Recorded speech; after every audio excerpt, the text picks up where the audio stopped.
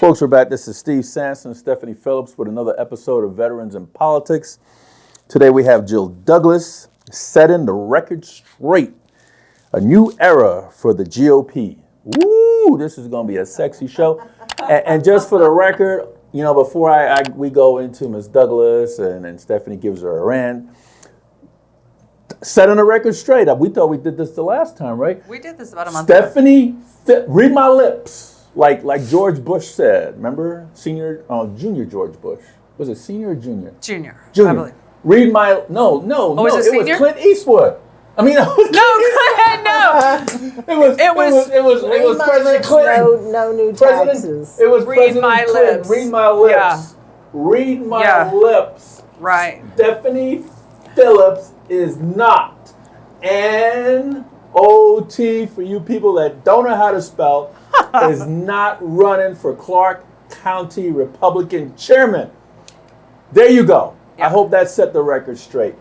Beginning of the show. Stephanie, let's just go on that for just a second, because when we did that show, not only did I say that I was not running for Clark County chair, that somebody keeps putting out there on their show, if you want to call it a show, I don't know what it is really, but anyway, there's rumors that people talk about. But the other thing too, when we talked about the GOP and we talked about leadership, we talked about, down ballot races, we talked about all kinds of things that has happened in this last election cycle and others. And I want people to know that Steve has his own opinions. I have my own opinions. Yeah. We're not attached. We don't always agree. And so for those out there, and you know who you are, you're mad at me because you think that I influence Steve and tell him what to think. And you're mad because he's your buddy and you guys known each other for a really long time. I do not tell him what to think. He sees how you act. He sees your character. He sees your behavior. So it's all on you guys. It's not me. Don't be mad at me because he thinks we need change in the party and need some change in leadership. That's his own opinion. That's his own stance. I have my own as well. Now for the announcement. Excuse me, Ms. Phillips. What do I need to do next? Oh, stop. I swear. People think that I am your gatekeeper. They call me. People think you're my gatekeeper. They call you. Anyway, okay, enough of that rant. We have another one too, though. But first, our book signing is this Saturday, guys, February 22nd from 3:30 to 5. It's at West Las Vegas Library, 951 West Lake Mead. Come on down. Get your autographed book by Steve Sanson. He wrote How to Navigate Nevada's Family Court System. So come on down, join us. It'll be a great time. And we wanted to also rant about the judges, the legislature wanting to add 18 more judges. Well, it's not, right? It's not the legislature. It's Who's the Chief Judge, Jerry Weiss, from the Clark County District Court, wants 18 more new judges to be on the bench. Now, when you hire 18 more judges, you're also hiring 18 more judicial executive assistants, 18 more marshals, 18 more law clerks, 18 more courtrooms, 18 more places that they don't have, actually. But the biggest thing, and me and a prosecutor was laughing about this one time. I don't want to mention any names, but me and the prosecutors was laughing about it because it was a Friday afternoon, Friday morning into the afternoon, and guess what? There was no Clark County, maybe one or two. There was no Clark County, and there's about 58 of them, including family court. There's no Clark County family court, district court judges on the bench on Fridays. They take Fridays. That's their admin day. They take Fridays off. So all you judges out there that don't work on Fridays, shame on you. You're supposed to work Monday through Friday. You're not a municipal court judge that works Monday through Thursday. You're not a justice of the peace. You're a Clark County District Court judge. You're supposed to work Monday through Friday because that's what we're paying you to do. And don't say you're in chambers, because I go to the parking lots, the judges' parking lots, and guess what? Your cars are not there. So don't lie to me. All you Clark County District Court judges, you should work Fridays. That way your caseload won't be so heavy. But also family court, they need some help over there. They are seriously backlogged. Maybe if I they think work more Fridays, so. they would be Well, better. even if they did work Fridays, I think, from what we've heard on the backlog on those cases, there's so much that, yes, they could use some more help over there. So, Okay, let's get to Jill. Miss Douglas, hi. Hi. Give us a bio, please. She's like, why am I here After again? that, I'm like, goodness. Are you finally to me now? Poor Jill. Well, let's see. I'm originally from Florida. I moved here back in 1994. My husband was Air Force. We raised our 4 sons here. I'm a businesswoman. I opened my own business, like Stephanie, and I ended up becoming an agency vice president for my company. I oversaw the operations in Nevada, Arizona, and Colorado, so I was responsible for all of our sales and service operations, and loved that, loved helping people, and very passionate about our community. And I think at my core, I'm just someone who has lived a life of trying to help people, no matter what area of life that might be in. I'm someone who believes in helping and giving back. So, for the people that don't know, that may be listening, tell them about your political background, because you just got done running for office. You also have and have been involved in the Republican Women group. So tell us about that. Right. So, I was raised in a family. They say that things you don't talk about are politics and religion. That's all my family talked about. So, and I grew up in the South and with very conservative values. And so, I at 18 was able to register. I registered as a Republican at 18. When I evaluate the differences of the party, I definitely align to limited government and lower taxation. I grew up, my grandfather was a chief of police, so I have always supported law enforcement. I believe we need safe communities. Obviously, having a father that was Air Force, a husband that was Air Force, and 2 sons in the military. What branches are the sons in? Air Force. Okay. So I'm also very passionate about issues and veterans. I remember being, I think I was maybe around in 4th grade or so, came home and my mother was crying because my dad was going to have to go to Vietnam, and, things like that impact you at a young age. We had a family in church. Again, when you talk about things that impact you, we had a family in church whose 19-year-old son, they only had 1 son, had 2 daughters and 1 son. And Chuck Purcell was killed in the Vietnam War. And that really impacted me as a child. That was their only son. And in a small community, that was a really impactful event.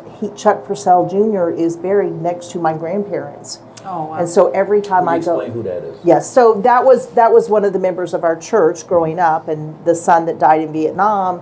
And the impact on me, he wrote a poem that got actually published and became part of the congressional record. Could you recite it? No, but it's on his headstone. Oh, okay. And so every time I go home and I visit my grandparents, I see that on his headstone, and I'm reminded of the service and sacrifice, and that freedom is not free.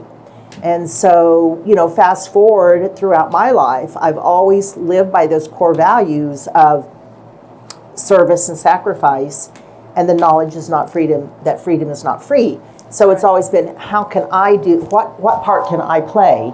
And so my part, in addition to trying to raise 4 good men, was to be involved and to be knowledgeable about issues that were impacting our lives, our children's lives, our schools, our communities. I think we all want safe communities. And, of course, in my career and being an agency vice president, our company is very concerned about not being vocal and not being verbal about your political opinions, Right. Because that can damage brands, right? So, which is hard for me because I'm a very opinionated person. So ultimately, as I got closer and closer to the ability to retire. I was very fortunate to be with a company that had a pension. And, I finally got to the point where I really, my whole passion had always been politics, because it matters. When people say, I don't get involved with politics, I'm like, oh, but you do.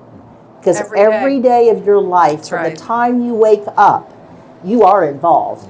Literally, the toothpaste that you use is probably regulated by the Food and Drug Administration. The food you eat, the eggs you buy, the speed limit that you drive, the car you buy, the registration that you're paying, the pillow that you sleep on, everything is political. So you can either be involved and have an opinion about it and try to be a part of that process, or you can sit back and just have things impact you.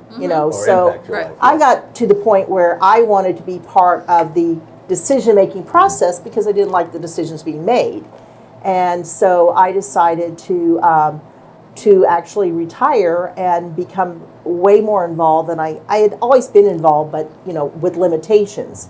And so being retired gave me the opportunity that I could be much more vocal about it. So the entry into that was forming a Republican women's club and becoming very, very involved with campaigns, knocking on doors, doing the fundraisers, making the phone calls. What club is that?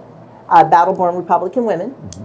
And started that club with 15 women, one of them being Bernadette Anthony. Who chose that name? I think it was mainly Bernadette Anthony probably had the biggest impact on that name, and people think it aligns with Nevada being battle-born, but it really is more about a common denominator of all women, and the common denominator of all women is that we've all been through some type of trials and tribulations, and we've learned in our lives to soar above the trials and tribulations and become stronger people because of it. And so, we've all been through our battles. We're all born of different battles. And so that became our name, Battle-Born Republican Women. And it does fit in with obviously the state, being a battle-born state. And we chose the eagle. We chose the eagle as our symbol because the eagle is the only animal that in times of storms rises higher and higher and sails above the storms. And I think that's symbolic. Very sharp. And they have sharp vision. They have very good vision. And so that was something that we wanted to have laser focused on our mission. And what is the mission? The mission is that we feel it's hugely important to connect to people in your community. People don't care how much you know until they know how much you care. And so when we are able to connect with people and do good things in our community, that gives us the opportunity to start conversations about issues and connect individuals to our party. I think one of the mistakes that our party makes during times of elections is we want to lead with vote Republican, vote Republican, vote Republican. And meanwhile, people are like, well, what have you done for me lately? And so I think it's critically important that we build relationships. And once you've built relationships, you've earned the right to have additional conversations that can impact those people's lives. It's surprising how many people truly do not understand the difference in the parties. And when you actually are able to talk to people and say, do you think that growing government's a good thing? I have never had anyone tell me they do. And so ultimately you come to the conclusion that they're Republican, and then I started becoming more and more involved with what was going on in the state legislature, and I started really researching bills, and I started testifying, and this was like the huge awe moment for me, which made me decide to run for office, was when I realized... Which office we talking? State Senate. Because I sat there and I watched our state legislatures turn their back on our children. And children are our most precious commodity. They are our future. They are owed the greatest opportunity and the best education that we can provide them. And when I saw our state legislature turn their back on a room full of children and deny and defund the opportunity scholarships and lock children into there's 200 failing schools in Clark County. And in essence, they ended up taking away scholarships and locking these children into these low-performing schools. And that combined with the fact that they were increasing thresholds on theft. And, you know, Stephanie, if you're like me, when you go to the store, you can't even buy your hairspray now. It's under lock and key, right? Everything is under lock and key. You have to sit there and buzz and wait and get help for everything that you need. And, you know, you know, it's the strong communities are safe communities. Strong communities are educating their children because that's our future. That impacts our ability to attract business and diversify our economy. And, you know, again, it's our future. So those issues were critically important, along with the veterans issues, because, again, being from a military household. So those were the things that really kind of got me to the point of deciding, you know, to run for state office. But yeah. So, not only did you run for state senate, you also ran for a county seat, didn't you? Why did you do that? And Yes. what were you trying to accomplish by doing that? Because when you look at And could you explain what county seat you ran for? yes. So I ran for the Clark County Republican Party chair. And the reason I did that is I had been very involved with the county party. What year was this? Let everybody know. So 22? Yeah. So I started trying to get involved back when the split happened. And what split? Some people don't know. They're new. Well, there was one county party, and that party, you know, was at odds with the current chair, Jesse Law, and they didn't want him to be a part of the party. I think it's wrong. You can have differences of opinions. It doesn't mean you have to kick people out of the party. Why do you think? Hold on a second. Yeah. Why do you think people do that? Because the Republican platform, right? They're supposed to believe in the Constitution, Right. Freedom of press, freedom of speech. So, if the Republicans' platform is freedom of speech and they're supposed to align themselves with the United States Constitution, why would they kick people out the party that don't agree with them? It's because they have a different opinion, or they choose to vote for somebody else, or whatever. But it's against the Constitution, isn't it? That they're aligning themselves with. So I hope that one of the things we will learn from the Trump presidency is the ability to embrace people that can add something to our party that we may not totally agree with.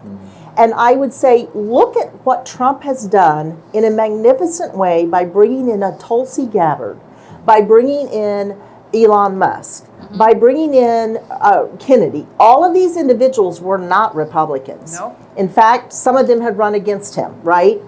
But that they all had talent, and they all, by having conversation, we're all able to see that Trump was what America needed at this point in time.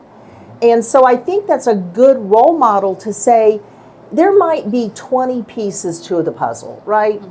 And you may be hard pressed to find a Republican that agrees with you on all 20, and you've knocked on the doors, and you know that, and I know that from knocking on doors, because there are certain things that people would say, I just wish the party would do something different here, or the party would do something different here. And right now it seems like we have created like a litmus test, like how Republican are you?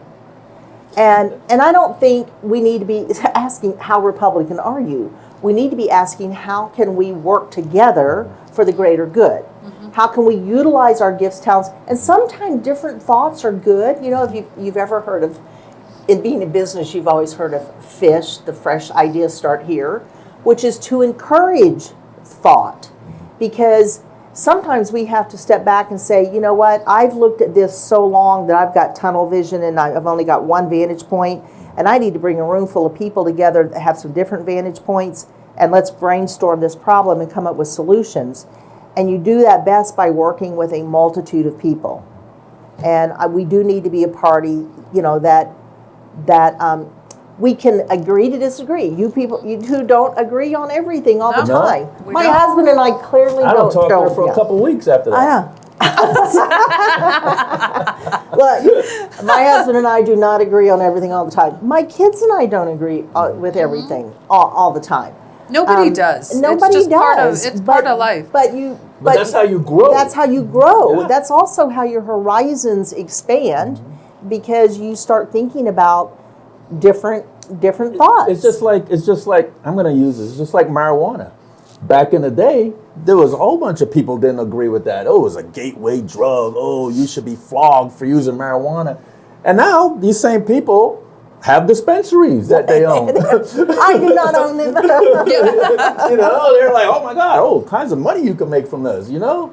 It's not a gateway drug. Matter of fact, it helps people sleep. It helps, you know, all kind of medical benefits. So we revolve, and the only way you're going to revolve is that you have to bring the difference of opinion into it, even though there's a lot of things I don't agree with different people, but over the years and over time, I learned how to agree with, because I'm like, oh my God, that does make sense. Right. You know, at the time, you're probably so about it, but then after a while, you realize it does make sense. Now, you ran for Clark County chair. What year was this? 23.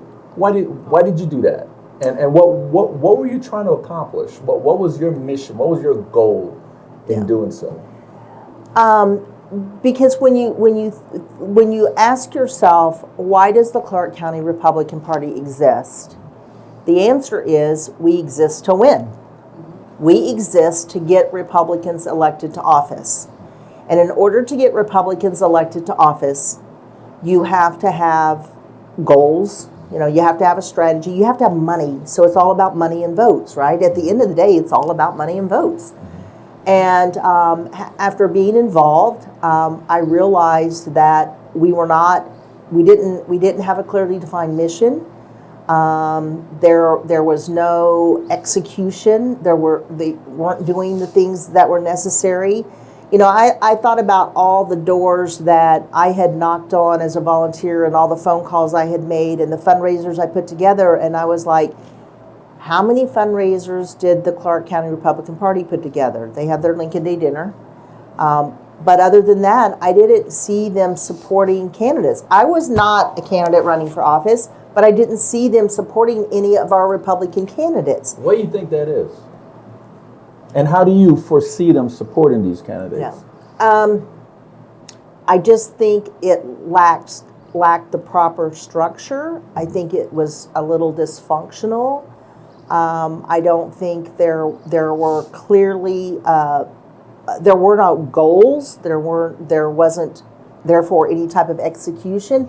You know, they say if you want to accomplish something, you have to sit down and you have to write it out on paper. Because if you just say, oh, I want to do this or I want to do that, but you don't sit down and write it on paper and come up with the steps you're going to take to accomplish it, it's not a goal, it's just a dream. It sounds good, but businesses all have business plans. They have, like, if you're going to build a house, you have to have a blueprint. You don't just take some wood and cement and start putting it together and seeing what you can accomplish, because you're not going to accomplish much. You know, and when I looked at the party, I was like, what are we accomplishing? We are not raising money, and we're not getting Republicans elected to office. And down ballot was terrible. Yeah, and so you know, it wasn't personal. It was just saying that you know, in business every year I was given clear objectives that had to be met. And, you know, at the end of the year, I was going to be called into the C-suite people, and I was going to account for, well, let's take a look at all the things we expected you to do, and how did you do?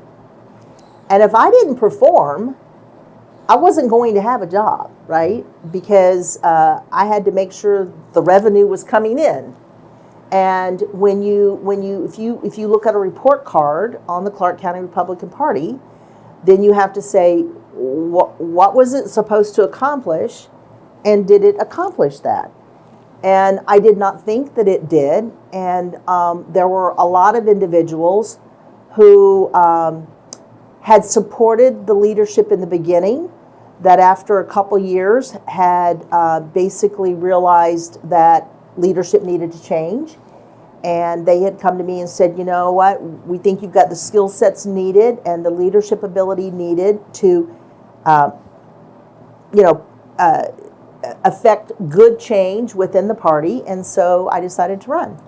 You know something, before we continue, are you running for Clark County Chair in July of 2025? So I think the party, when you look today and you say it's been another 2 years, what has changed? Has there been improvement? And you look at that same scorecard and you say, has membership grown? I want to tell you something. If you can go back and you can watch the interview that you had with the current party chair, and he said to you, He's been on 5. yes, So which yeah. one of those? Well, this was the one one? when you had interviewed me and Johnny, and then you were interviewing him. Okay. And he point blank said to you, membership is growing, and I think he said, I guarantee you that by the time we come to the next convention, we'll have 2,000 members.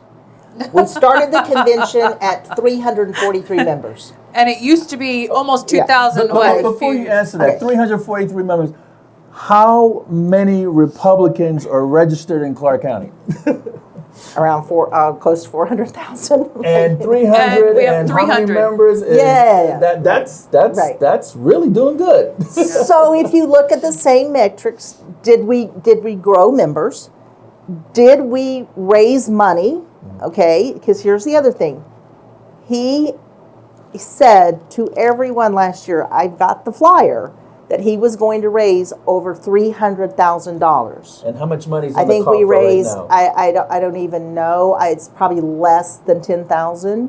I think there was maybe 17,000 raised last year, and maybe 12 the year before. So Well, 12,000 of that, because we looked at the Yeah. CNEs, 12,000 of that came from the Trump campaign in August of last year, because they were using Yes. the office or something like that. But when I looked at the CNEs, and they report anything $1,000 or more, right? Right. Not one donation last year came over $1,000 that I saw, other than the Trump. Correct me if I'm wrong, guys. Yeah. So Chime in. So have we grown membership? No. So membership is a problem. Membership's a problem because Fundraiser is a problem. membership is your volunteer base to do your grassroots precinct level work that needs to be done, right? And then your fundraising. You have to have money because it takes money to win elections, and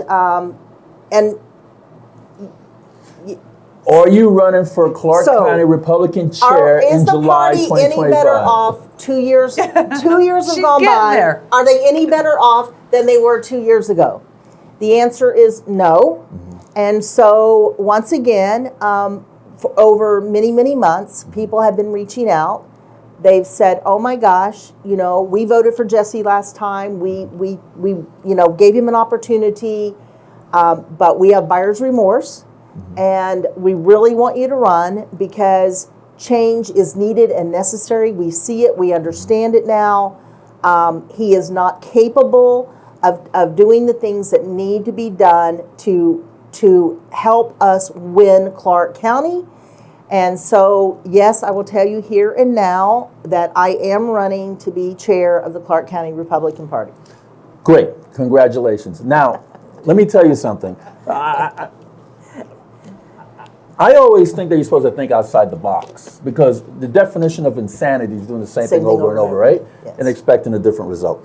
One, they don't, at every meeting, they should pass a hat around, a bucket or something. That's a quick fundraiser right there. I mean, that last meeting up in Stoney's, man, they could have raised a lot of money. They could have had several boxes or buckets or stuff. They did pass the hat, didn't they? I They didn't see a hat pass by And me. they said they got $20. 20 to, okay. $20. Come on, that's what they need to do. Membership. They need to form a veterans coalition.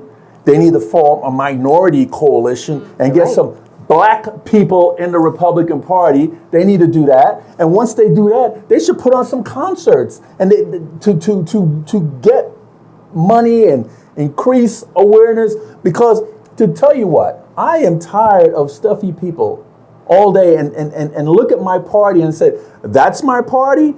That guy looked like he's 1 foot in the grave. That's my party. Right. Come on, where is the youth? Where is the young people? Where is the excitement? Do you know how many Republican things I went to? There was one at the what is it now? The Horseshoe or blah blah blah blah. I forget the name of it. And it was so boring. And I'm a nonpartisan group. I run Veterans in Politics. And I go to some D's stuff and I go to some libertarian stuff. And some of that stuff is all exciting. You like want to be there? I'm like, oh my God, yeah, let's And go. what happened to the first Fridays? Remember the first Friday? How come we don't do those anymore? Right. What happened to that? You have to bring excitement, Yes. Jill. Yes. It's excitement, especially the youth. You got my daughter's turning 18 next year. You got to bring excitement. There is no excitement in the Clark County Republican Party. I'm bored out of my mind when I go to these things. You know, Right. Our Christmas party was more exciting than a Clark County Republican It Party. was, I have to say, it was fun. But beyond that, too, and those are all good points, and there needs to be a lot of changes. And I want you to talk about specific things that you would like to implement, change, do better, those things. But term limits. We all, as Republicans, talk about and yell about term limits for Congress. I believe, and I said this on the campaign trail, the Supreme Court, all these federal judges, every seat should have term limits. So for the Clark County seat and the state party seat, in my opinion, should have term limits. Would you implement that? Yes, and I'll tell you, our governor, all of our state offices, our state legislatures, our assembly, our senate, they all have term limits.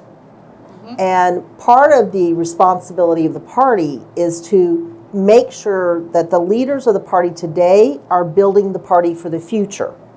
We build succession planning. We help prepare people for the future. And the best thing you can do, look, my term as president of the Battleborn Republican Women is going to end because we have term limits, because we need to encourage other people to learn, grow, develop, right? And so the party needs to do the same thing.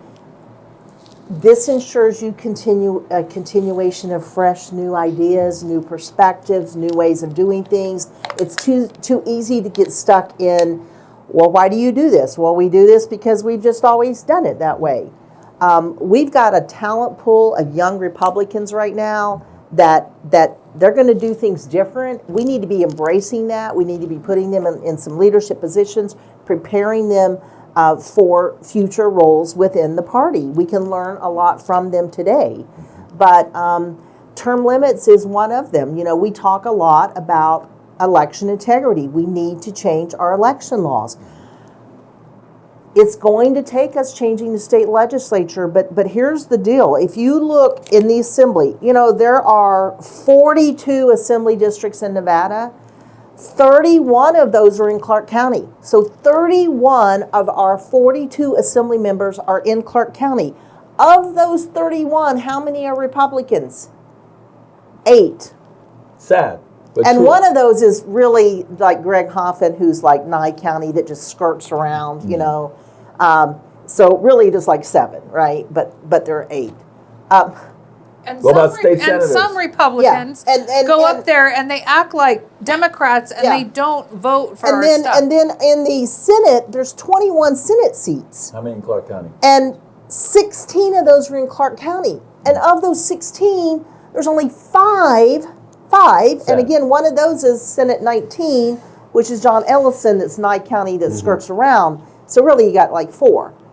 And this is the responsibility of the party. If we want to affect changes in our election laws, we must elect Republicans who want to who want to get rid of the mail-in ballots, who want it to be opt-in only, who want to streamline processes. And we talk about election reform, election reform, election reform. We're not electing the Republicans Let's to talk get about it our done. Congress. Yeah. Can't do that. Same way in Congress. How many congressional seats we have? We How have many's in Clark County?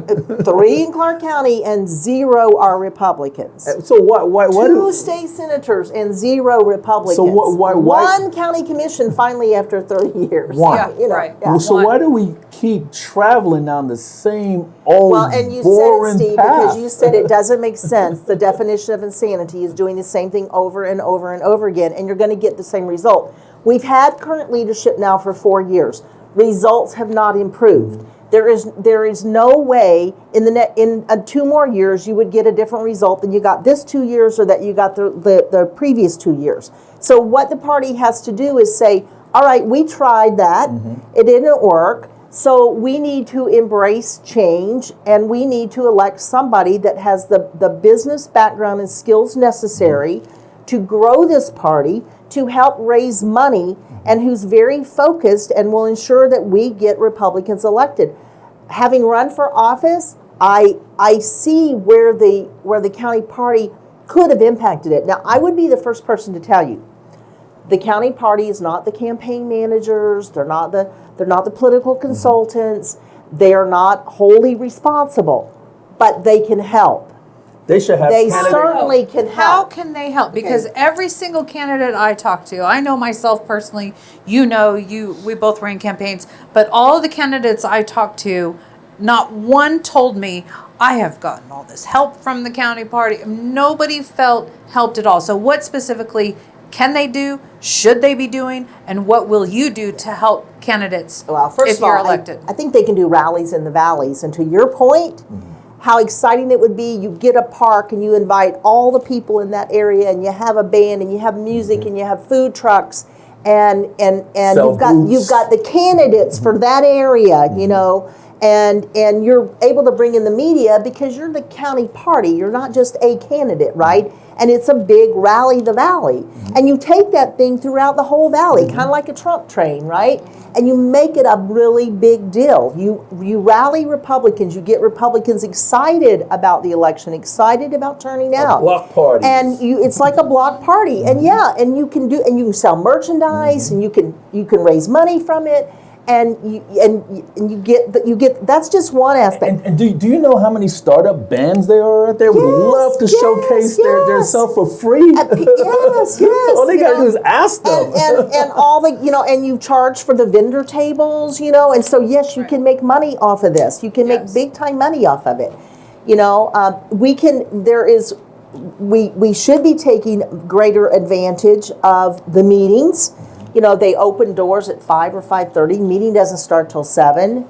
And I think there is opportunity before the meeting to sell merchandise, to do silent auctions, to do fundraising. There's just so many more things you can do. Like when you look at revenue, how you generate revenue streams. First of all, it starts with what are all the missed opportunities, because there's so many missed opportunities out there right now. Coffee with the chairman. We haven't put plans in place. And see, but here's what it also goes back to from a fundraising point of view. If you don't trust the leadership, and there's no accountability for where the money goes, you're not going to give money. And when you look at those financial reports, one of the things you see that our rent, I guess, is about $3,500 a month. I'm not sure, but I do see that all of a sudden we'll pay 6 or 7 months of $3,500 a month, which lets me know that we're in arrears, and that's not the way a business runs. And you know something, Ms. Douglas, I know this is a volunteer position. It is a volunteer position. And people be the first ones to say, it's a volunteer position. Why are you messing with me? It's a volunteer position. If you can't do the job, then leave. Right. Leave. Well, look at me, veterans in politics. I've been doing it for 20 years, and it say, what? Volunteer position. Oh my God, haven't we been doing the job? Yep. We've been doing the job. We've been going after corruption. We've been doing the job. We've been getting the people elected. You hear about veterans in politics, don't you? That's because we've been doing the job, and it's a volunteer position. And if you can't do it, leave. If you can't do the job, leave. Yeah, Simple. and even though it's volunteer, I mean, it's a huge time commitment, and a Exactly. person has to have the time to be able to do the job. And if you don't have the time, then yeah, you need to go do something else. And if you love the party like you say you do, and you can't put that much time into it, then you need to give it to somebody that can do the job. Yes. End of story. Right. If I couldn't do veterans in politics, I would leave. Do you know how many times people ask me to run for county chair or state chair? I know they asked me 1 billion times to run for county chair, but I won't do it. Yeah. Because what am I doing? I am cutting off a huge base that I have. Yeah. Because we got Democratic members, we got Libertarian Right. members, we got Independent American members, Right. and I don't want to cut off that huge base, so I just Right. stay nonpartisan. Right. And being nonpartisan, we helped out a lot of Republicans. Yeah, I just, so going back to, what things we can do, look, the mailers that get mailed out, I mean, this is another place the party can help. Mailing costs are expensive, and I saw really great door hangers and mailers put out by the Democratic Party. I will, give credit where credit's due. There was a slate card, but the slate card had so much on it that it was ineffective. And if you get a card and it has 1 trillion names on it, and voters struggle to know what their congressional district is, what their assembly district, what their Senate district, county commission, school board, what I saw when I would knock on doors is there would be very nice pieces put together, and it would say, okay, who to vote for president, but you open it up and it would be vote for Jackie Rosen, vote for Susie Lee. And in the middle was an insert that said vote for Nicole Cannizzaro for Senate 6 and vote for Shay Bacchus for Assembly 37. That was put on the door of every single household in Assembly 37. And when you got it, you knew, well, these are the people, right? It wasn't 1,000 names. It was just those names. And it was professionally done, and it was put on every door, whether it was Republican door, an independent door, or Democratic door. I was going to the doors of the Republicans, of the independents, and there were these flyers. So this is the place where you can make a difference. So yes, you can do press releases.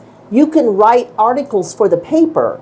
You can help generate media impressions. You can do rallies in the valleys. You can billboards. You can do A new sheriff in town, join the Clark County Republican a Party. message that says, But you need money for that. you So want you to got to reduce raise money. crime, vote Republican. You want to lower taxes, vote Republican.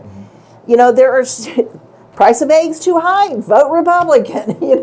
And so there are they can help with messaging as well. They also need to have really strong precinct level grassroots organizations. We need to, you have to go into it and say which one of the races are most important, and then you have to build the infrastructure. So that starts with having, I would have like a precinct director, and that would be the Senate district. So if there's, there's 16 Senate districts in Clark County, we would have 16 precinct directors. Now, I'm giving them ammunition, right? Because they're going to come up and they're going to say, "Oh, look what we're doing!" Yeah, right, exactly. Last time I ran, he came out with this. "Oh, look at all the committees we've got together." You know what? Not one of those committees exists today. Yes, because I talked about committees. They suddenly put together a precinct committee. They put a communications committee. They put together a candidate recruitment development. They need a think tank. That's None what they need. of them exist today because they drove off every single volunteer because they couldn't get anything accomplished. Mm-hmm. And that's because of the leadership that was not supportive and didn't know what they were doing, So yeah, we need you have to break it down. The valley's big, so you break it down by Senate district. Each Senate district has 2 assembly districts, so you have a precinct director. Below the precinct director, you have precinct managers, and then in those assembly districts, you fill every single one of those precincts.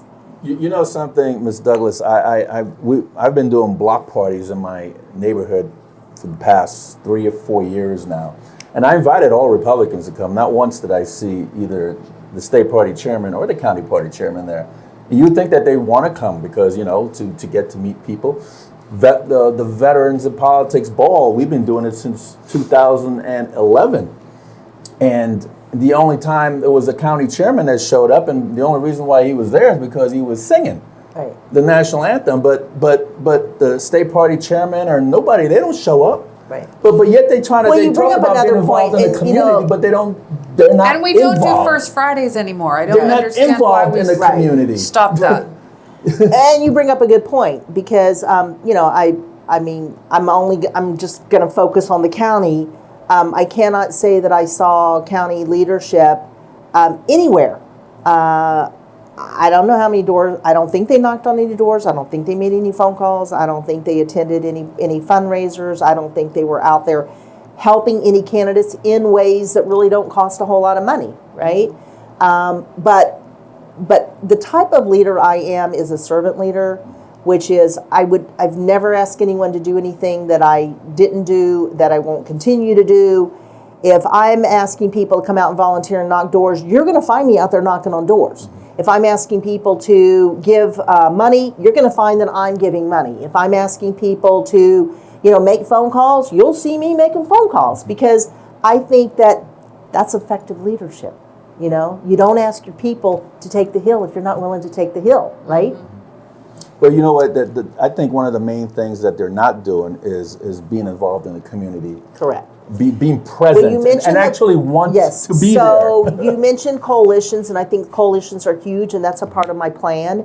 We would have a community relations director, and under the community relations director would be all those coalitions. So, whether that's the veterans, whether that's Asians, Latinos, log cabin Republicans, the young Republicans, all of these groups, we need to be embracing and helping them be successful, and we need to be getting them into what the party is doing as well. They should be speakers at all these events. Absolutely. To get the brand out there. I will tell you right now, the general consensus, and it has been this way for a long time, is that the party's dysfunctional, so we just have to work around the party. Now, and I'll tell you, there are people who are, Jill, why do you want to do this? And I'm like, I still believe, because I know, yes, we can work around the party, but I still believe that if we can make this party functional and we can do the things, and I've researched what successful county parties do across this country. And I still have this belief that if we can do that in Clark County, then we can elect. Is it easy electing Republicans in Clark County? No, but it's not impossible. And right now, see, part of this is also creating vision for the future. We fly by the seat of our pants. We're just like, oh, it's 2024. It's an election season. Boy, we got candidates, and we don't even know what to do with them. And like, you've got a plan. You have to plan. And right now, one of the parts of our plan should be being in charge of the legislature for the next redistricting in 2030. Because if we don't like the way they've drawn the lines, then why don't we get people in the office so we get to draw the lines? Right. Because it has impacted the ability. It makes it harder to elect Republicans. It doesn't make it impossible. But there's a county party for a reason, and if it's doing the things it needs to do, which is generating money and the voter contact to turn out the votes, we can be successful. Do you know something? I just hate when party leadership tells a candidate, you can't win because this district is mainly Democrats. There was one assembly district that I could remember that I can remember like it was yesterday. It was John Moore, who ran against Jason Frierson, Jason Frierson is now a U.S. attorney, right? I think he's a U.S. attorney. Yeah, he's a U.S. attorney. So John Moore ran against Jason Frierson. Jason Frierson was an incumbent in a heavily Democrat district, and John Moore beat him. So anything is possible. You don't tell candidates, oh, it's you right off the bat, you're not going to be able to win. You just discourage them. You're supposed to go and say, you know what? You want to run that race? I'm going to help you run that race. We're going to turn that district red.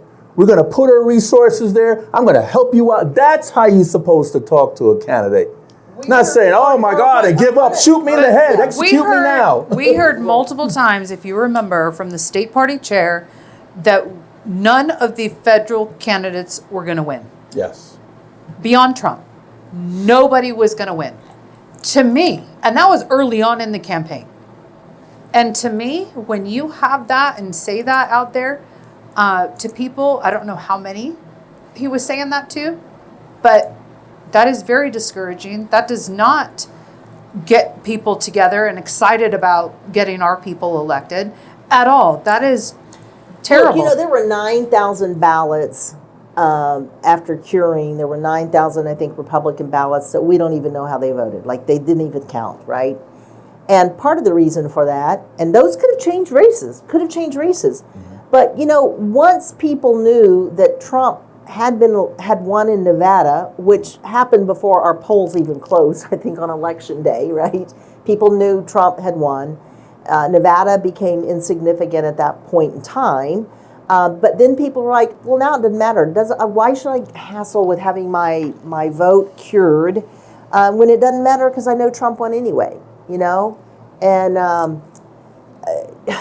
yeah, it's Sam Brown lost. Right. But what happens? We knew that was going to happen. It's self-fulfilling prophecies. Mm-hmm. If you tell people in advance that the person can't win, then they're less likely to be enthusiastic about it, and that's why we actually saw a huge drop in people just going in and voting for president, and that's all they voted for. Mm-hmm. Because the rest of it, they're like, what do I care? They hear this, they believe this, yes. So they think, what is the point of voting down ballot?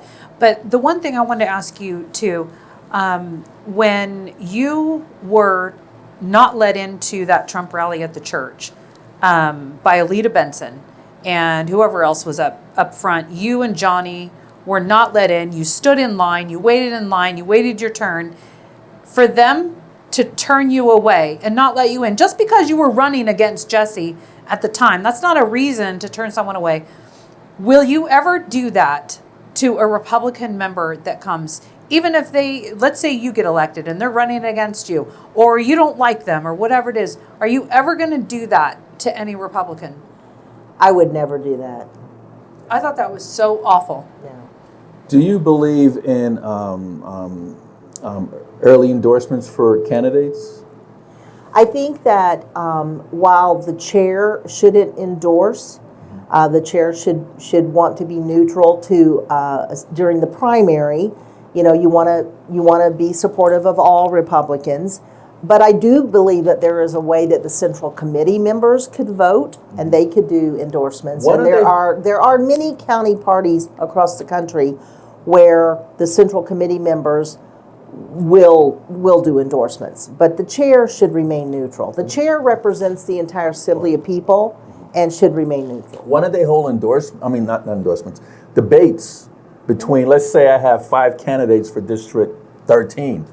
Why don't the party just have debates with all 5 Republican candidates in District 13? It could be at a library, it could be at anywhere, just so, the party could actually be involved in those races and let people know, hey, this is how they answer questions and this and that, and kind of expose, and it would help the party, it will help the candidates will feel inclusive, like the party is helping them. I mean, it would do a whole, but I haven't seen any of that. Right. Now, that's one of the visions I had in my head. Well, think about the Iowa caucus. Iowa's a small state, right? Mm-hmm. But during the Iowa caucus, everybody is watching the Iowa caucus. Why couldn't you, in Clark County, create like a Republican rally and have like an all-day rally where you have all the candidates coming through and speaking, mm-hmm. and you have vendors and you have food, and it's just an all-day celebration. You invite them, and the media's there, mm-hmm. and this is where you get to meet an up-and-coming person like a Vivek Ramaswamy or something, right? Mm-hmm. This is where, and because it's fine, we have some organized Republican clubs, but even our organized Republican clubs are not large. And there's so many more Republicans out there that are going to be voting that never have an opportunity because nothing is put together for them to go to, right? So this is another area where the party can make a difference because the party has the data. The party can send an invite out. Hey, on behalf of the Republican Party, we'd love you to come out and get to know these candidates. So again, these are things that they can do that can impact and make a difference. But I'll tell you, I just know from even my race, I had some very, very organized precinct captains.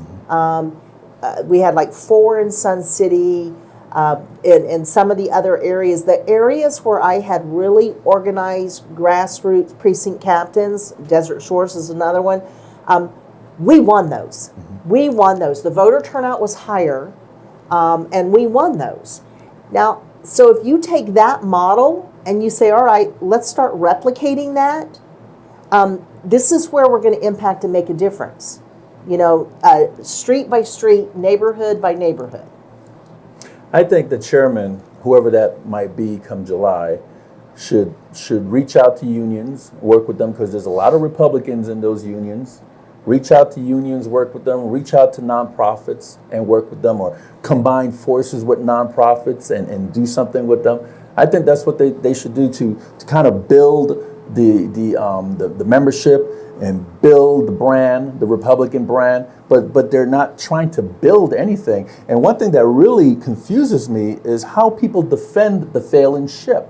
They'll excuse it, they'll defend it, they'll get mad at people that speak up against it. Why do people do that? If the ship is failing, we got 400,000 Republicans in Clark County, right?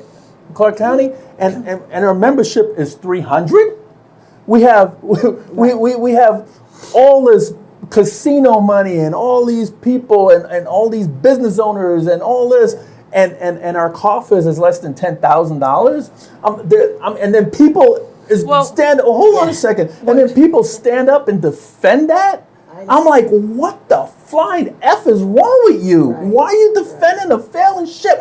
What happened if I want to share a story with you. What happened if that was your household? I know. That's your business. And your business has hardly any membership. Your business have hardly money. Or are you going to stay in business? Or do you want to keep the same person at the head of the table that's failing? Right. Dude, if it's failing, why are you defending it? My God, take out your personal feelings, because I understand I got personal feelings. I have longevity with people, but I am looking at the bigger picture, man. And you gotta look at the bigger picture. The bigger picture is the Republican Party, okay? Not an individual. It's the Republican Party as a whole. If you only have 300 members or 500 members or 600 members, but the registration for the entire county party is 400,000 members, you're doing something wrong. Yeah. If you only have less than $10,000 in your bank account, you're doing something wrong. If you're not speaking up to help candidates get elected, what out of 21, you got 4 state senators,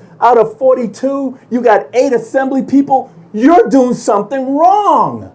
So why do we keep doing things that are wrong? Change the damn thing. Where are we going in 2025? My God, this is not 1905. Jesus, what is wrong with you people? There were so many good. Did you raise your hand? No, hold. Did she raise her hand, Jill? Hold on, Miss Jill. Hold on. Just I have to piggyback on that because, you would have more members if you stopped kicking people out. When you have people in a party, you have difference of opinion, right? They say, there's 2 factions. Well, everyone has a different opinion. Everyone is allowed to have a different opinion. Just because somebody talks against leadership or they don't agree with what you're doing or this one or that one, you don't get to kick them out of the party. You don't get to keep them from coming to rallies and different things. You don't get to do favoritism and treat people differently. You treat everybody the same because we're all Republicans. Am I right? Right. So this is not just Clark County. This is the state as well. So when you look at the state, how many were at the convention 10 years ago? 1,800 at the state convention? How many this convention?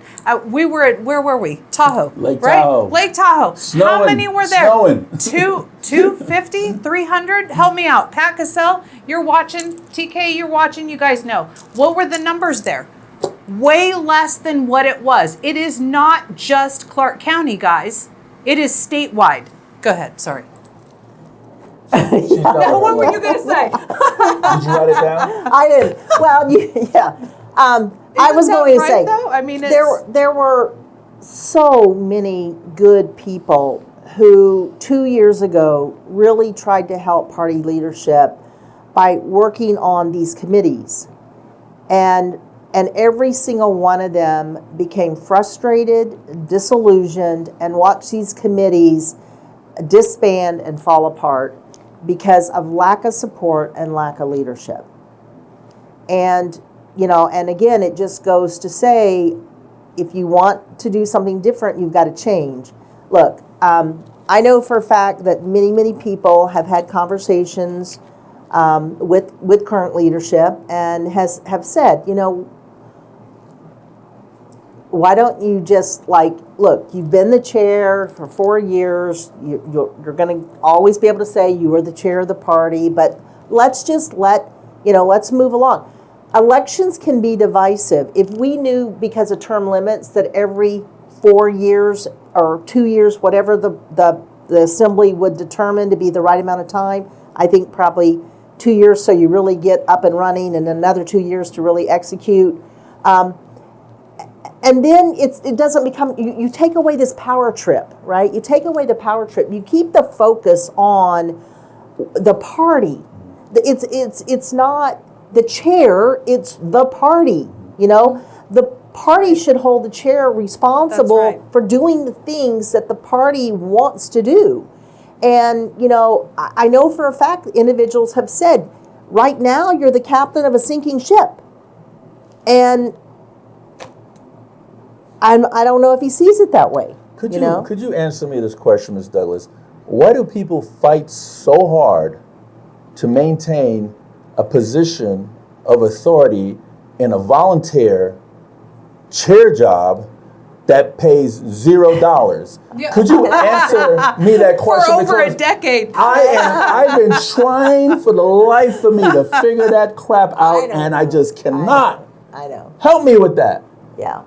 Oh, and let You're me not ask helping you. me, Jill. I don't know. While we're talking about that, though, I have heard candidates say that they were asked to give a donation for an endorsement, or they gave some. I mean, people have different stories and different testimonies of things that have happened, money that they have given in exchange for whatever. Would you, as chair, ever take money from a candidate for an endorsement? No. Okay. Again, I think it goes back to the chair has to be seen as very neutral, because you as the chair, you represent a body of people, an assembly of people. Within this assembly and within this body are different viewpoints and different vantage points. So you're a neutral party, and you should be like Switzerland, right? I want to support all Republicans. You treat everybody the same. Yes. And speaking of that, why I've been in this business for 20 years now, because I don't take any kind of bribes from anybody. The second to last U.S. Senate race, I was offered $25,000 to endorse a particular candidate. Wow. And I said no, because I believe my principles is a lot higher than $25,000. Now, $1.5 million, I might, look at it a little differently. Well, I tell you, I one thing, and Stephanie, you probably agree with me on, is when you actually run for office and you put yourself in the arena, it's very eye-opening, because I think, you go into running for a race, you really want to make a difference. Absolutely. I'm really, truly concerned about the state of Nevada. I'm concerned about our children's education when we're last in the nation. they're not learning to read and write and do math. What's their future going to look like if they're not educated to get a job? I am worried about the crime in our communities and how it continues to go up. And I am worried that they, last time they tried to do it, they'll probably try to do it. They want to raise our property taxes. It's like, if you look at the amount of taxes you actually pay between your federal income tax and your social, about 50% of our incomes are going to taxes. It's way too much. And now I love the fact they're uncovering all the waste and the fraud and the abuse and the corruption, right? So I'm really passionate about shrinking government and keeping, government is there for a reason. It's to help us have guardrails. We need safety, security. We need to be we need to be recruiting and hiring the best law enforcement individuals we can. We need transportation. We need infrastructure. But we got to shrink government, because in shrinking government and making it more cost efficient and more cost effective, that's how we keep our taxes down, And these things I'm very passionate about. And I see all this stuff that happens in our state legislature, and I just shake my head, and I'm very concerned. And this is why I ran on a state level, but this is also why on a county level it's so critically important, because I recognize we don't have enough Republican representation, and Clark County represents 75% of the state. So, the few that get elected from the north are never going to be as effective, because it takes more from Clark County. So as president of Veterans in Politics, we've been involved in city government, county government before those meetings, the legislature. I know I didn't go to the last session, but the session before that, I think maybe. But we've been involved in legislature. We've been involved in the school board. I have never, and correct me if I'm wrong, I have never seen a county chairman at any city council meeting, Henderson, Boulder, North Las Vegas, Mesquite, or any county commission meeting. I haven't seen them. I don't remember seeing them, or any school board trustee meeting, or university regent meetings, or the legislature itself, either the Senate or the Assembly, or even the floor of Congress. I haven't seen a county chairman anywhere at these meetings. Would you be more involved in the community and show up to these meetings?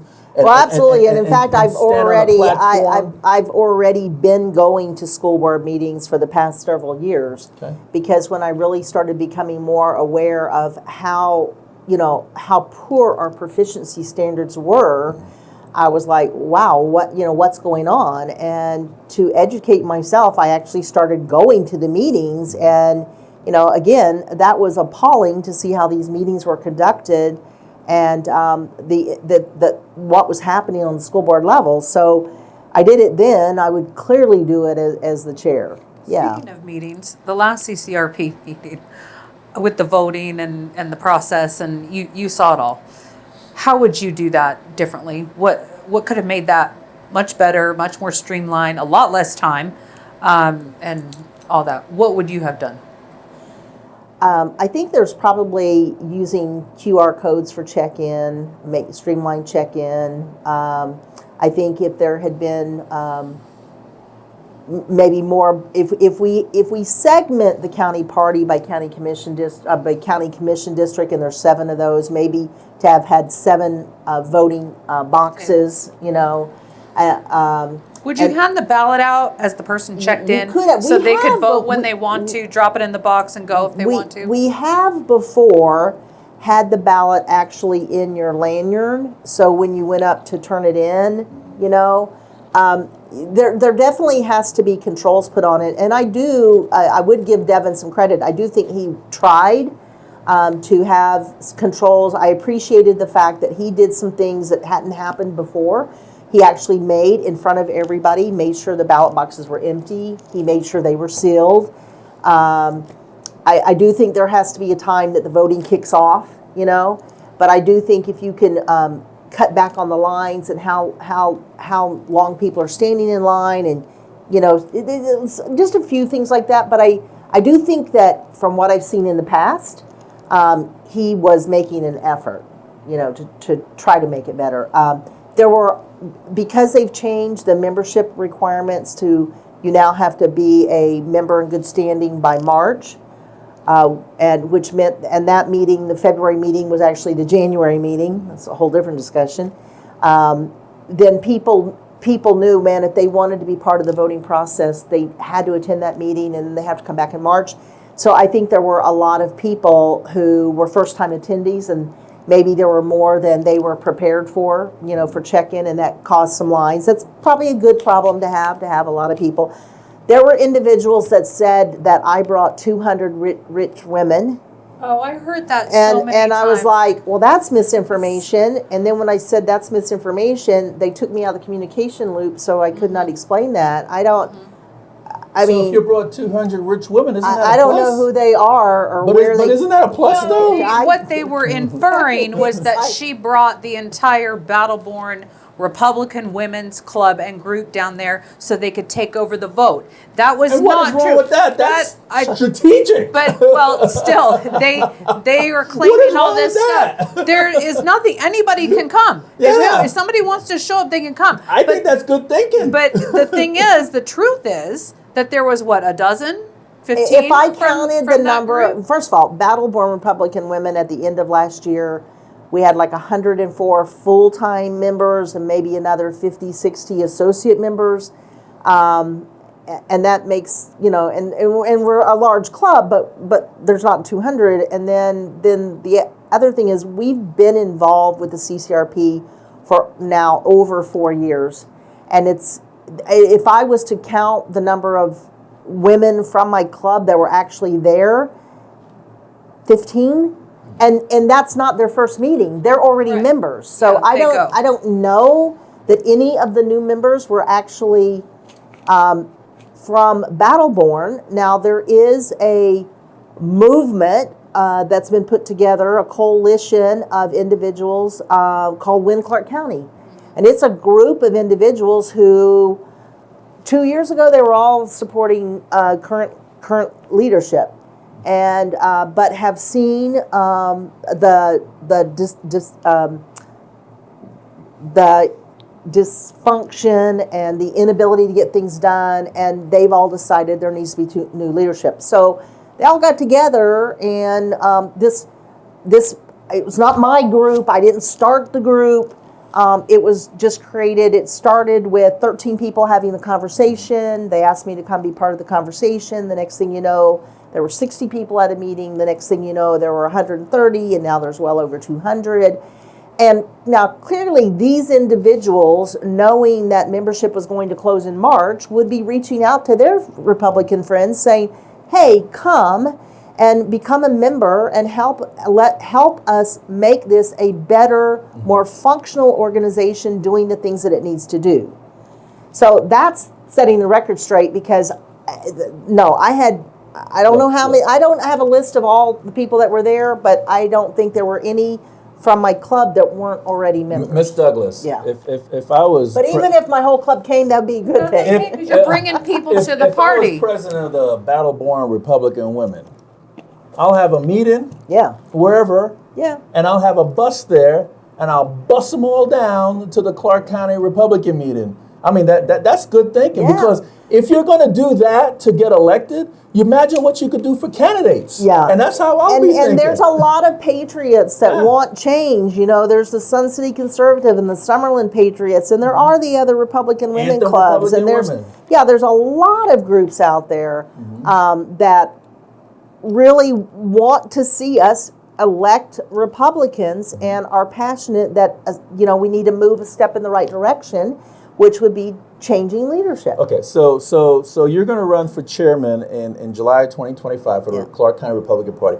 What are the 5 things that as chairman you'd want to get done right away? Yeah. We have to operate with total transparency. I mean, that's open. What do you mean by that? Well, open meetings, open books. Where's the money gone? This organization does not belong to the chair. It's the people, right? And the people have a right to total transparency. They need to know where the money is, how much has been brought in, how much is spent. Unless they're a dictator. Yeah, they need to know what our finances are like. They need to open meetings. Like, you know what? Found out the other day, I think at the meeting, somebody questioned something about when they have the executive board meetings. We're like, why don't we ever see the minutes of the executive board meetings? I'd like to know which one of the trustees actually voted to go against the bylaws. You know, no, maybe nobody cares about that. That's fine. But, you know, total openness, total transparency, auditing of the books, balancing the books. There has to be a huge focus on fundraising. I've got a lot of ideas to impact that. There has to be a focus on community outreach, building those coalitions. So transparency, fundraising, community outreach. Precinct level. Part of transparency. Well, precinct level work, you know, that grassroots precinct level work. And then, you know, the candidate and recruitment and development. We need to earmark people that have any type of interest in ever running for office, and we need to bring them into a system where they go through, campaign management schools, and they learn how to fundraise, and they learn presentation skills, and they learn all these skills.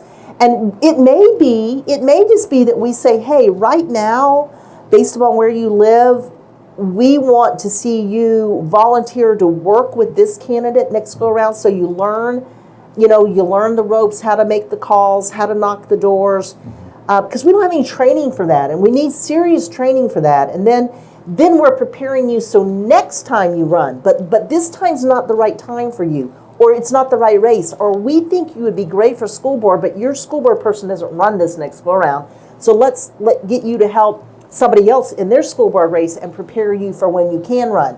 So building that plan. We know that the Democrats rarely ever have to primary anybody, right? Because they've been earmarked to run for a certain office. They have all the money in the world behind them, and they don't have to worry about spending money in a primary. You know, just in my race, I spent $50,000 in a primary. And how much more effective would it have been if I'd had that $50,000 to spend in the general? And it's just my race. So across the board, if we can not primary Republicans and we find the right person for the race, and this is asking sometimes people, let's just put your egos aside for a minute and let's really look at why we think this person is better today, or, you know, and even to your point, I mean, it is a reality that some of the makeup makes it harder to win races based upon the Democrat to Republican.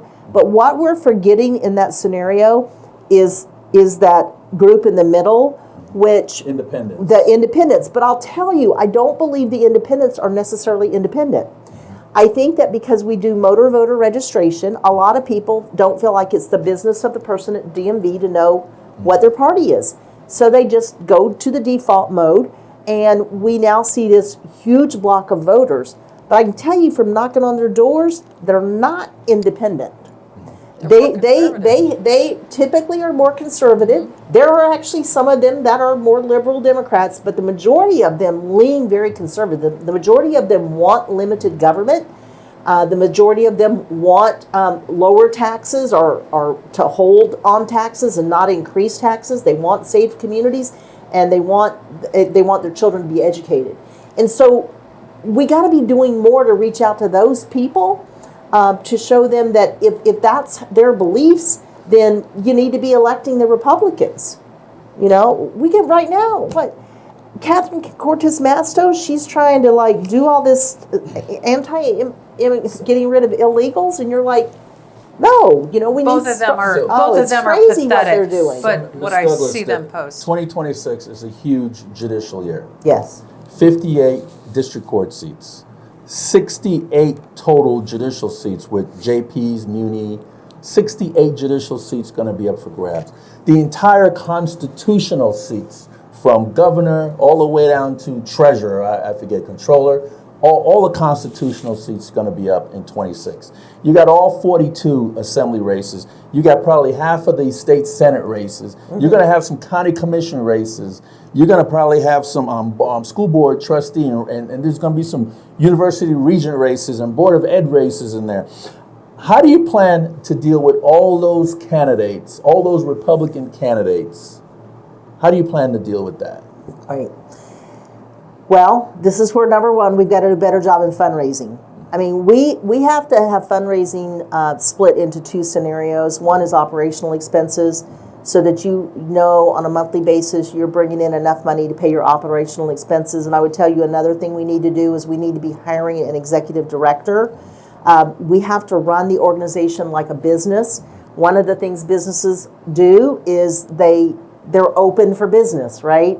I can't tell you the number. I got calls every single day from voters going to our party offices and no one being there, and they were frustrated because they wanted this or they wanted that. And I just made sure I had tons of Trump signs and everything in my car, so I was going to people even though I'm out campaigning for myself to make sure they had these materials. But you've got to have your offices open. And you've got to have your operational expenses, and you need an executive director so you're running like a business.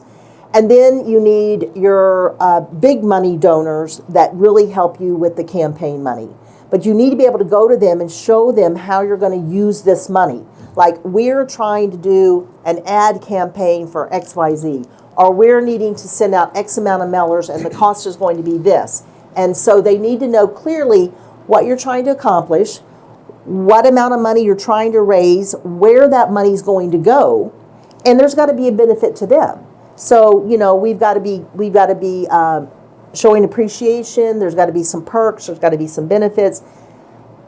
There's so many Republican businesses I think that we can also partner with. And I just wanted to add on, I'm sorry, Ms. Douglas, that I don't want to lose these seats. Yeah. The Clark County seats, the recorder, the treasurer, the public administrator. We have no Republican in county office. The city clerk. Yes. Yeah, exactly. There is no Republican in any of those Clark County seats. And it's been like that forever. But everybody's patting themselves on the back. Every leadership is patting from way back patting themselves on the back, saying how good the party is, but they never ever claimed any of those seats. Right. Speaking of that, when after the election and Trump won, the meeting that we had, it was great to celebrate Trump because that was a huge victory. Absolutely. It was great for our country, and it is great for our country. But if that were me, if I were the chair and that was my group coming together, yeah, we can celebrate Trump, but I would also say, because of the down ballot races, okay, guys, where did we go wrong? What can we do different? Give me your opinions. Give me your thoughts. Let the people speak. But no. No one asked. I never heard the chair once say, what can we do better to that in that meeting? Did you hear? All we heard was, oh, we did so great. We got, voter turnout, we got Trump, and all the great things that we should be celebrating. But we also have to address the down ballot races, and that was not, because they don't want to focus on that stuff, but we have to. We have to address that. Right. Whether it's good, bad, ugly, indifferent, whatever it is, we got to talk about it. And there was nothing asked of the membership. What can we do different? They cannot take criticism. No, you're right, or anything. and that's what I call it, the debrief, right? I love the Thunderbirds, and aviation, and there's so many leadership lessons you can learn from the Thunderbirds or the Blue Angels. And one is that, number one, everyone takes pride on being on the team, but everybody knows that they have a role to do and how they have to, what they need to contribute. And at the end of every show, they all go in a room for a debrief, and they take ownership of what they did and how they executed. And that's smart leadership to say, we just finished an election. We didn't get the results that we needed to get, and hallelujah, God, thank you so much that we elected Trump to help save our nation. but it takes strong states to have a strong nation. And we cannot overlook when I was running for office, I had the privilege of meeting Katie McFarland. And she said, Jill, I'm so glad to see you running for state office, because it is the state offices that matter so much, and they get overlooked because most of our pain points do start on a local, statewide basis, But there was no, let's call all the candidates in and have a debrief, and let's have open conversation. Nothing is off the table. People need to be able to express their viewpoints without fear that we're going to let's have open, honest communication. In my leadership role, we always talked about the empty seat at the table. So I had a CEO one time that when we'd have meetings, he'd pull up an empty chair. What's the empty chair? The empty chair is the customer, because our what we're doing, the decisions we're making, they impact the customer. What's the customer's experience, And so make decisions from a point of view that how's the customer going to feel about this, And so the candidates who, gosh, we put, you put a bullseye on your back. You're working your, off every day. You're up. You're knocking on doors in 115-degree heat. You're wearing out tennis shoes. You're putting your own money in. You're trying to keep your volunteers motivated, and you're getting rejection, and and then it's hard because your own party wants to criticize you, right? Exactly. And right. you're like, but what are you doing to help? What are you doing to help? Right, nothing. And you're like, so. Again, I think it's important and it's good leadership to bring the people who are actually in the arena, bring them in and ask them about their opinions. No one's ever said, Jill, where do you think the party could have helped you the most? And I don't expect the party to run my campaign. No, I don't expect the party to be my campaign manager. I don't expect them to fund everything, but I do want them to be a partner. And that's what I'm asking for is collaboration and partnership. Right. And who's the parliamentarian? They went against so many bylaws. I don't even know if the parliamentarian had anything to do with that. Do they have one? Or? I don't know. Yeah, they're MIA. Yeah, they're MIA. They're MIA. Yeah. But I have heard many people say this, and I want you to, you've heard this too. People sometimes call you a bully. To me, and we've talked about this, to me, sometimes people will call someone a bully when they're strong, when they have courage, when they are a leader, and they're outspoken, and they take the bull by the horns. What do you say to those people that call you a bully, or people that have heard that's what you are? What do you say to them? Whip your ass. Yeah, no. Jill doesn't say that. You do, Jill doesn't. There is no one more passionate, more caring, more concerned about people than I am, which is why I have run for office and why I try to take leadership roles and why I do the things that I do. I think sometimes when you're a strong woman and you are seen as assertive, assertiveness in a male is looked at in a strong trait. He's assertive, he's strong. And when women are assertive, they're looked at sometimes in a whole different light. They're BITCH. Yeah. And so no, I've never bullied anyone in my life. And I am probably one. I'm like, again, my whole thing is I try desperately to help people. Whether that's, look, in our club we put together a Bear Hugs for Hurts program. You know why? Because we watched that movie, The Sound of Freedom, and my heart breaks for the children who are battered and abused and trafficked. Yeah. And it was just one small thing that we could do. One small thing that we could do in our community to take away some pain of a child. And that was to gather up stuffed animals, deliver them to the sheriff's department so that every police officer has them in their patrol car. So when they are called to the scene of something dealing with child trauma, that child can get that stuffed bear and feel loved.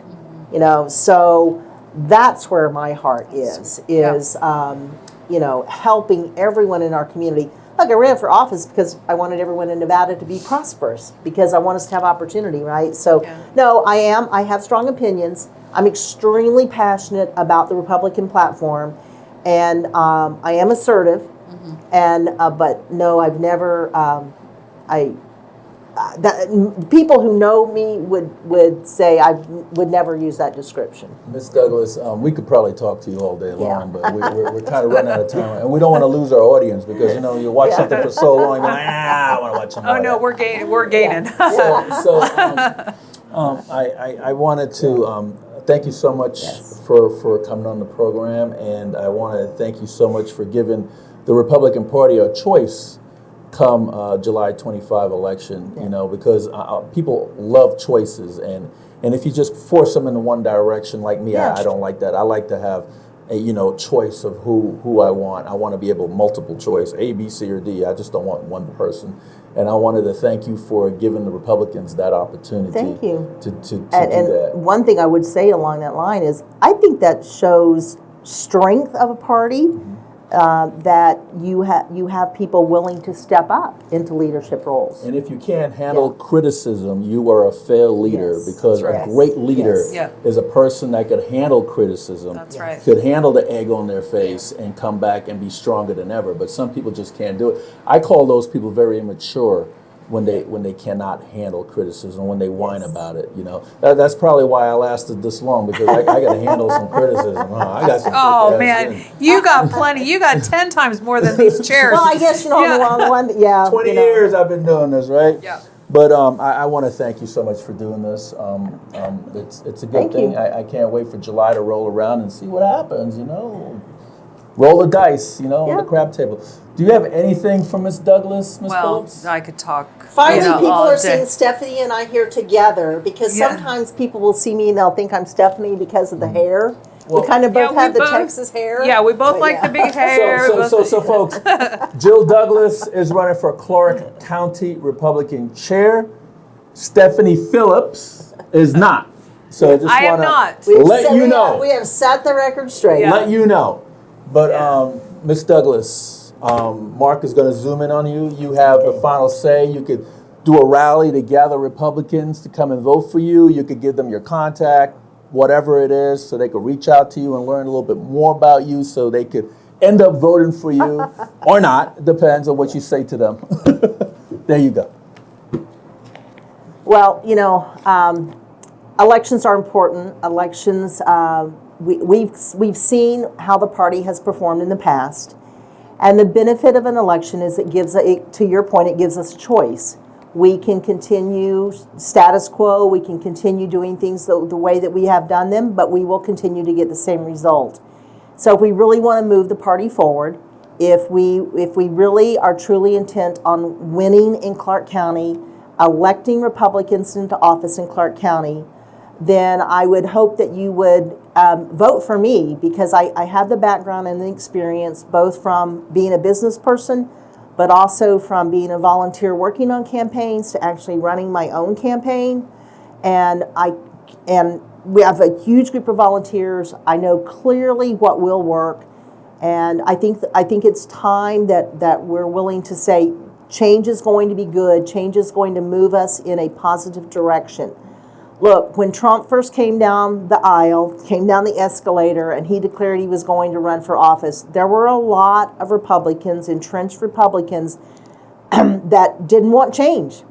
They wanted things to continue to operate the way that it had operated. That was their comfort zone. He wanted to shake things up. And so I kind of, in some ways, I look at it and say, it's time that we shake it up a little bit. It's time that we're willing to let go of some of the things that we know haven't worked, and be willing to say it's critically important. Our communities, our children are contingent upon the things that we can do. We can grow this party, and through the building the volunteer base, and through focused effort on precinct work, community development, candidate recruitment and development. we can become one of the best county parties, I think, in the entire nation. Well said, Ms. Douglas. Thank you. Stephanie Phillips, thank you for being on. Thank you. Ms. Douglas, thank you. for coming. We appreciate that. I appreciate it. Folks, that's Jill Douglas. She is president of the Battle-Born Republican Women, former candidate for state senator, and she would like to be your next Clark County Republican chairman come July. If you like what you heard, vote for Ms. Douglas. At least we have a choice now. So I just want folks to know that, get off your derrieres and let's make a difference. We have a huge, huge election in 2026 next year, and we need somebody at the helm that could bring in membership, that could raise funds, that could be more inclusive and involved in our community. And that's what we expect from a Clark County chairman. Somebody that's involved in our community, that's going to put the brand name out there, and that's going to really win some seats. This is Steve Sanson, Stephanie Phillips with Veterans in Politics. Until next time.